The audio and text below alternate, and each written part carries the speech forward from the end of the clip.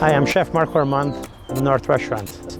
And today we're going to be preparing an amazing meal at this beautiful Napoleon barbecue, which is the Prestige Pro 665. We're going to be roasting two chickens in the rotisserie. Meanwhile, we're also going to be smoking. This barbecue comes with a smoker right inside. We're going to be using some wood chips to smoke the chickens while they're being roasted. Close the barbecue for a little bit to get the chips going. It's a perfect grill. It's got pretty much anything you can do. You can do it in your backyard.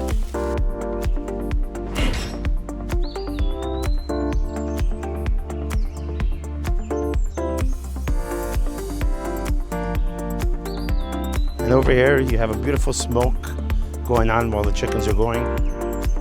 Rotisserie grilled meats to perfection come out the best. Juicy and with a light smoke flavor. Today we've made these beautiful chickens on the Prestige Pro 665. We slightly smoked them on the rotisserie. Enjoy.